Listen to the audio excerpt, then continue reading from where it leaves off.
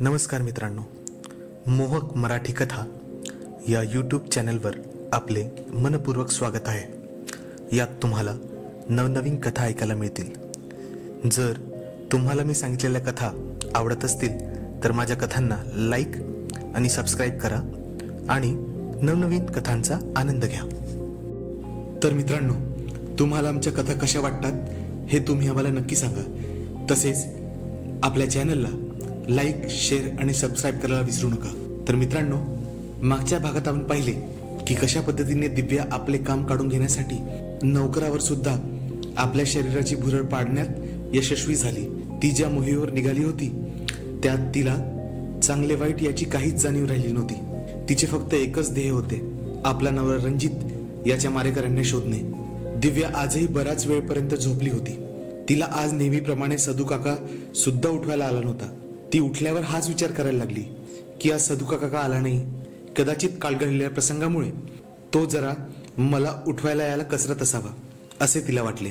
मग तिने आळस झटकला आणि बाथरूममध्ये शिरली। तयार होऊन सरळ आपल्या रूम मधून खाली उतरली तेव्हा तिला कळले की भाऊसाहेब घरात नाहीत। ते कुठेतरी सकाळीच बाहेर निघून गेले होते। ती किचन मध्ये पोहोचली तेव्हा सदू काका स्वयंपाक तयार करत होता। सदू काका, तुम्ही मला उठवले नाही? तिने सदू काकांना विचारले, पण त्यांच्या तोंडून काहीच उत्तर निघाले नाही। त्यांची मान तशीच खाली होती।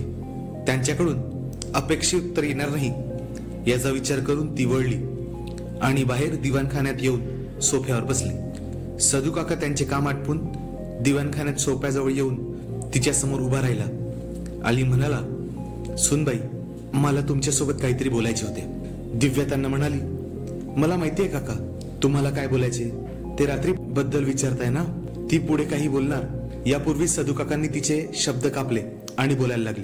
ते म्हणाले, मी समजू शकतो तुम्ही तरुण आहात आणि 10 वर्षापासून या वाड्यात कैद आहात। मला जे काही होत आहे किंवा जे काही घडलंय त्याबद्दल काहीच अडचण नाही।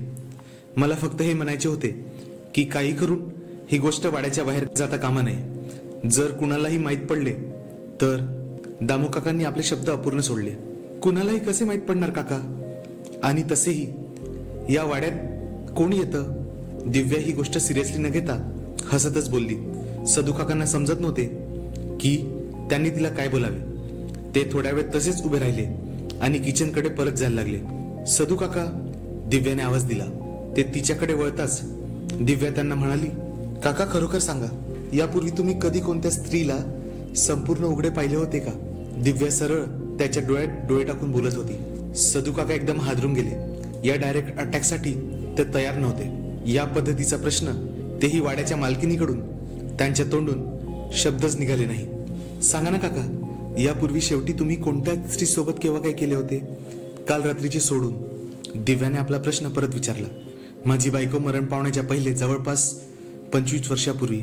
सदू काकाच्या तोंडून हलकेच आवाज आला। 25 वर्ष? बापरे, तुमची कधी इच्छा नाही झाली काका? सदू काकाच्या तोंडून काही उत्तर निघेना। तिने शेवटी परत तो प्रश्न विचारला। इच्छा झाली नाही झाली तरी कुठे जाणार सुनबाई? आणि असे बोलत तो लाजेने आपली मान खाली घालू लागला। मग आता इच्छा होते का तुमची? दिव्याने सरळ सरळ प्रश्न विचारला। त्यांच्या तोंडून काहीच आवाज येत नव्हता। हे पाहून दिव्या उठली आणि सदू काकांच्या अगदी जवळ आली आणि आपल्या हाताने त्यांना जवळ ओढून सोफ्याजवळ येऊन बसवले। मला तुमची मदत पाहिजे सदू काका। सदू काका तिच्याकडे पाहत होता। मला माझ्या नवऱ्याची हत्या कोणी केली हे माहिती करायचं आहे। त्यासाठी मला तुमच्या मदतीची गरज आहे। त्याच्या बदल्यात तुम्हाला जे काही करायचं आहे मी त्यासाठी तयार आहे। तुम्ही माझ्यासोबत काहीही करू शकता। दिव्या जणू एक प्रकारचा सौदाच करत होती, पण हे काय चाललंय हे सदू काकांच्या लक्षात येत नव्हते। त्यावरती ती म्हणाली, सगळं तुम्ही माझ्यावर सोडा काका, फक्त तुम्हाला माझ्यासोबत राहायचे आहे आणि मी जे बोलेल तेच तुम्हाला करायचे आहे। सदू काकांना आता काहीही समजत नव्हते। फक्त जास्त विचार करू नका काका, मी जे म्हणते तुम्ही तसेच करत राहा, फक्त माझ्यासाठी, असे म्हणत ती त्याच्यासमोर हात जोडू लागली। मी तुमच्यासमोर हात जोडते काका, असे म्हणत तिच्या डोळ्यातून पाणी आले। आता मी या वाड्यात एखाद्या मूर्तीप्रमाणे बसून राहू शकत नाही। तिच्या अशा रूपाला पाहून सदू काकाचे हात आपोआप तिच्या समोर जोडले गेले आणि तो म्हणाला, तुम्ही जसे म्हणाल मी तसे करेल सुनबाई। तुम्ही कृपया रडू नका. तुमची अशी स्थिती पाहून मला खूपच वाईट वाटतंय. तुम्हाला जे ठीक वाटेल ते सांगा. मला जे जमेल मी ते नक्की करील. दिव्या आता हळूच हसली. थोड्या वेळ दोघेही असे शांत बसले होते. मी जेवण बनवून घेतो सुनबाई, असे म्हणत सदू काका उठले आणि किचनकडे जाऊ लागले. बाबासाहेब कुठे गेले आहे? दिव्याने विचारले. ते तर सकाळपासून बाहेर गेले आहे, सदू काकाने सांगितले आणि मनात थोडासा विचार करून काही बोलू लागले. काल रात्री भाऊसाहेबांच्या रूम मध्ये तुम्ही दोघे, असे बोलत तो जरा कचरत थांबला. त्यावर दिव्या लगेच बोलली, नाही, त्यावेळेस ते झोपले होते. त्यांना काहीच माहिती नाही. सगळं सांगेल ना काका मी तुम्हाला समजून. तुम्हाला सगळं समजेल हळूहळू.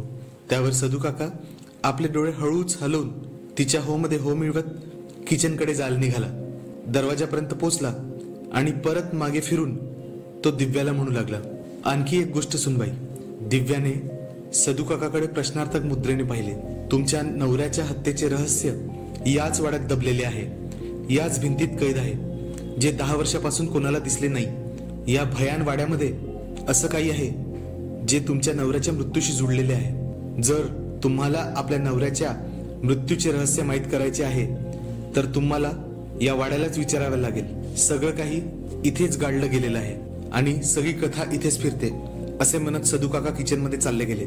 सदू काका गेल्यानंतर थोड्या वेळ दिव्यानखान्यातच दिव्या बसली होती. मग ती उठून आपल्या खोलीत आली. सदू काकांनी सांगितलेले शब्द अजूनही तिच्या कानात घुमत होते. या वाड्यात असे काही आहे जे तुमच्या नवऱ्याच्या मृत्यूच्या रहस्याशी जोडलेले आहे. आणि ही गोष्ट तिला सुद्धा नेहमी जाणवत होती की या वाड्यात बऱ्याच गोष्टी आहेत ज्या तिला अजूनही माहित नाही. आणि काही गोष्टी तिने कधीच माहिती करायचा प्रयत्न केला नाही, कारण आजपर्यंत तिचं जग फक्त तिची खोली आणि त्यातलं एक छोटंसं मंदिर एवढंच होतं.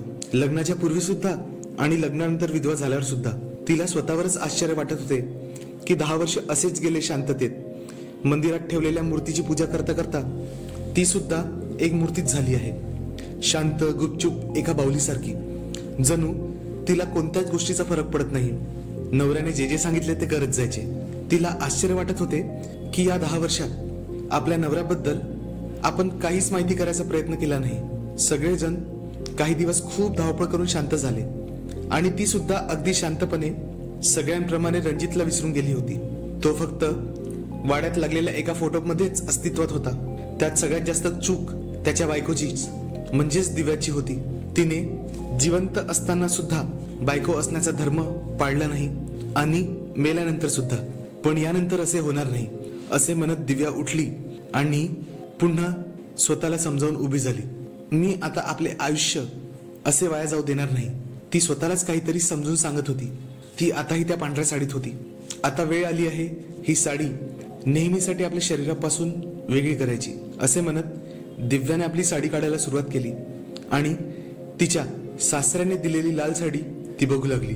अचानक तिला ती सायंकाळ आठवली, ज्या दिवशी ती तिच्या नवऱ्याला शेवटची भेटली होती.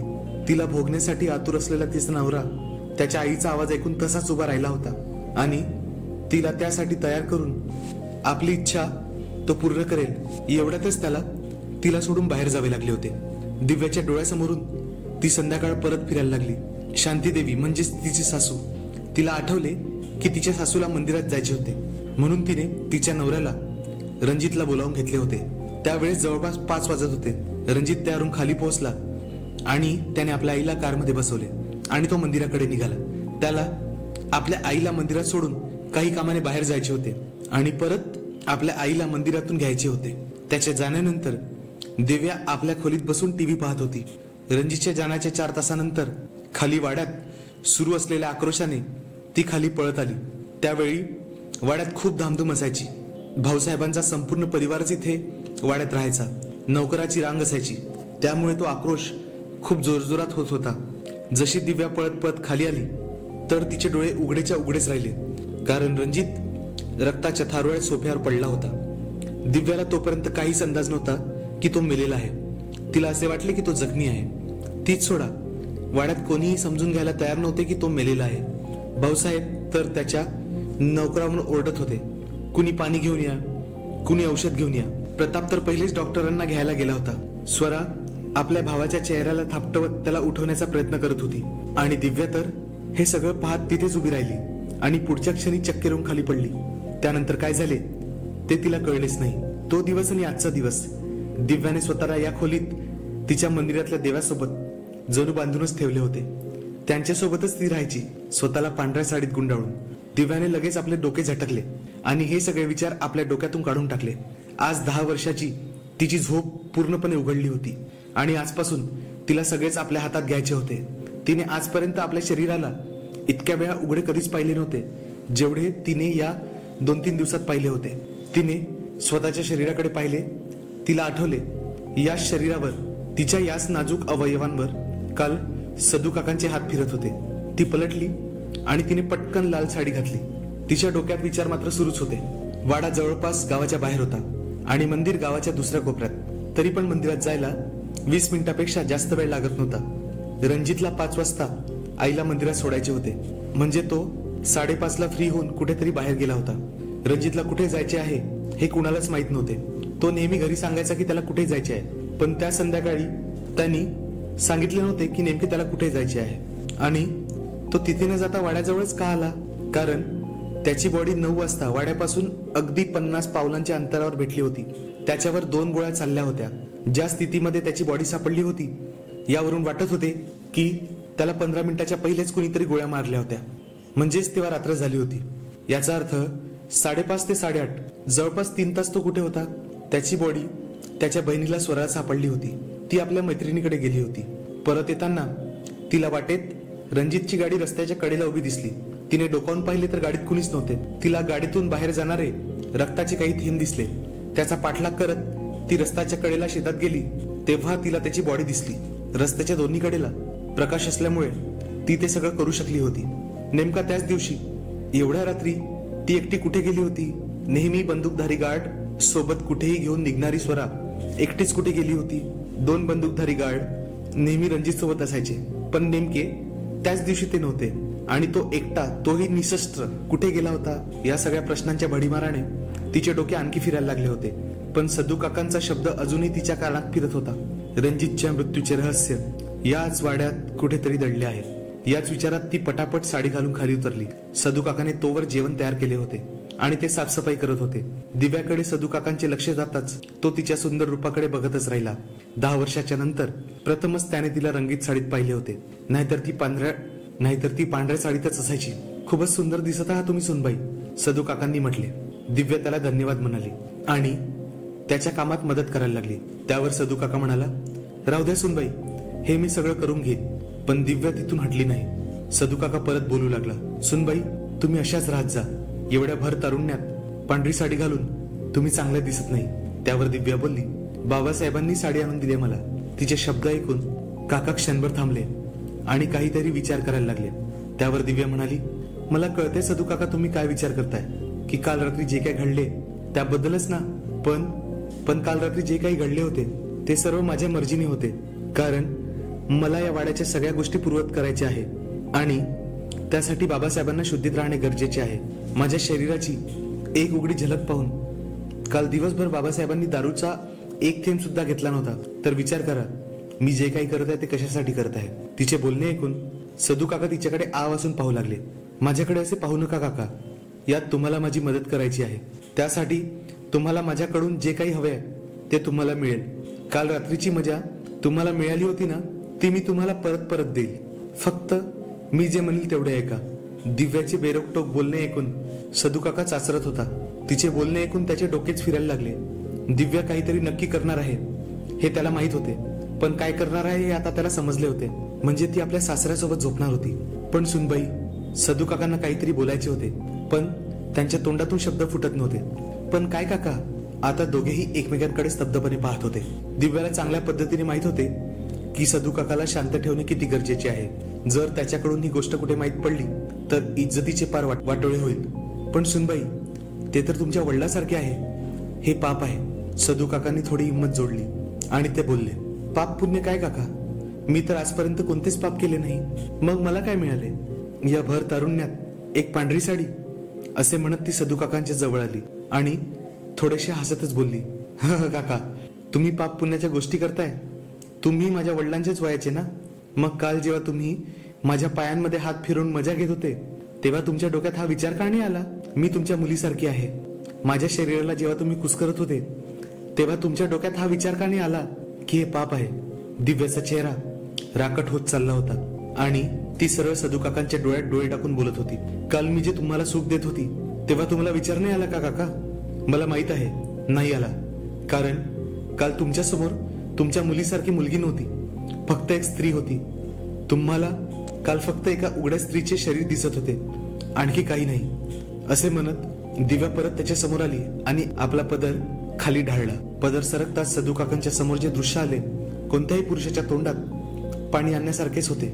तिचे भरलेले यौवन आणि ऐवज पाहून सदू काकाचे डोळे फिरायला लागले आणि त्यांनी आपला चेहरा दुसरीकडे फिरवला. काय झालं काका? काल रात्री तर तुम्ही खूप मजा घेत होते ना, आता इकडे तिकडे काय पाहता? असे म्हणत दिव्याने सदू काकांचे डोके आपल्या दोन्ही हातांनी पकडले आणि परत आपल्याकडे फिरवले. ते दोघेही एकमेकांसमोर आले, अगदी जवळजवळ. दिव्या त्याच्यापेक्षा उंच होती आणि तो 70 वर्षाचा म्हातारा शरीराने सुद्धा दिव्यापेक्षा कमकुवत होता. मग दिव्याने जे काही केले त्यामुळे सदू काकांची उरली सुरली हिंमत सुद्धा संपली.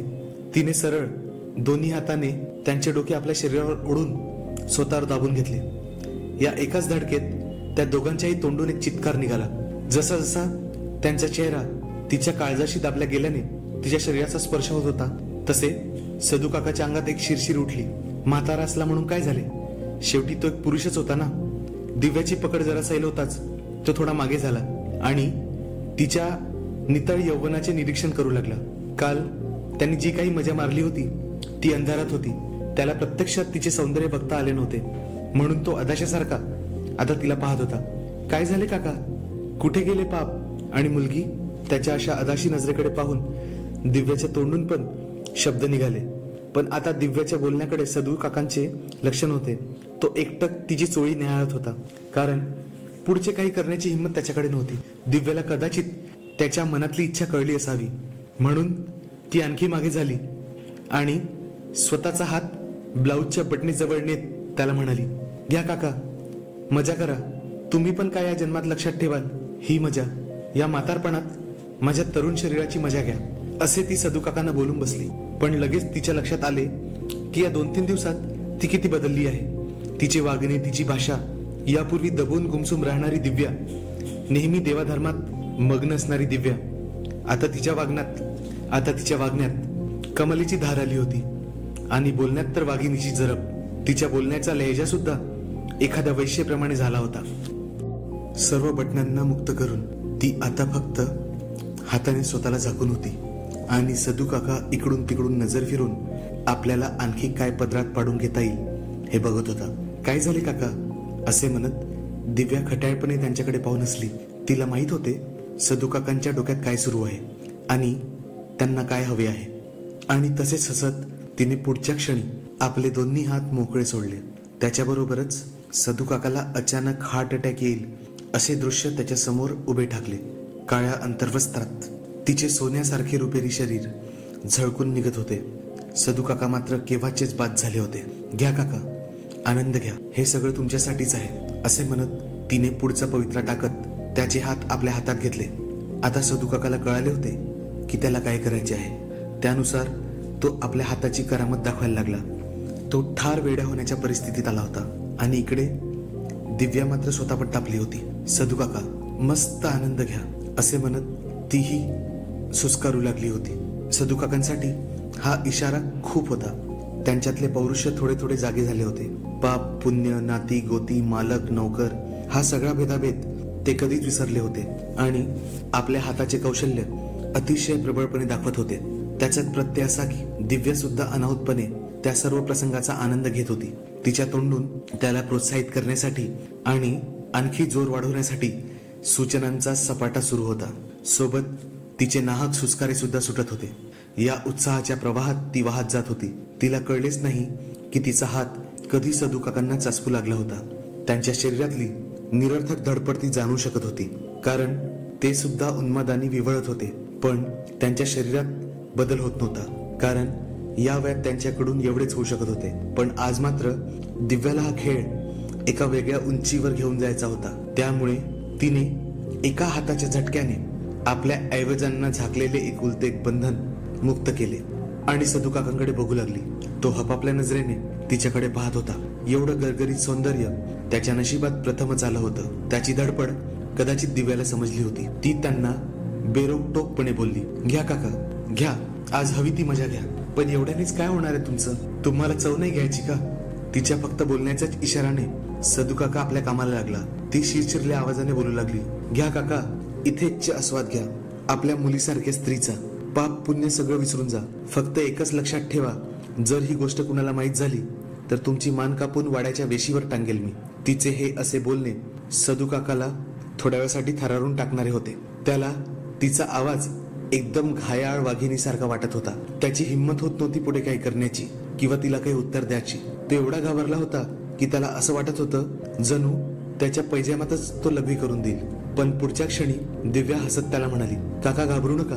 असं तेव्हाच होईल जेव्हा तुम्ही हे जे काही घडत आहे ते बाहेर सांगाल. तुम्ही खेळ्या खजिन्याशी. हे सगळं तुमचंच आहे. तुम्हाला जे जे हवंय ते मिळेल. फक्त मी जे बोलेल आणि जेवढं बोलेल तुम्हाला तेवढंच करावं लागेल. मात्र लक्षात ठेवा तुम्हाला काय करायचे आहे. आणि मग पहा तुम्हाला किती मजा मिळेल ते. तिचे बोलणे सदू काका ऐकत होते पण उत्तर देऊ शकत नव्हते, कारण त्यांचे तोंड वेगळीच कामगिरी बजावत होते. आणि तेवढ्यात भाऊसाहेबांची गाडी वाड्यात आल्याचा आवाज आला. दोघेही एकदम दचकत एकमेकांपासून दूर झाले आणि दिव्या तशीच तिच्या खोलीत पळाली आणि सदू काका आपले कपडे सावरत किचनकडे. तर बघूया यापुढे काय झाले. तर मित्रांनो, आशा करतो की तुम्हाला आजची कथा आवडली असेल. अशाच नवनवीन कथा ऐकण्यासाठी मोहक मराठी कथा या चॅनलला लाईक, शेअर आणि सबस्क्राईब करा. तसेच आपले अभिप्राय कमेंटमधून आम्हाला देत राहा. आमच्या चॅनलला सपोर्ट करण्यासाठी तुम्ही थँक्स बटन दाबून आम्हाला सहकार्य करू शकता. धन्यवाद.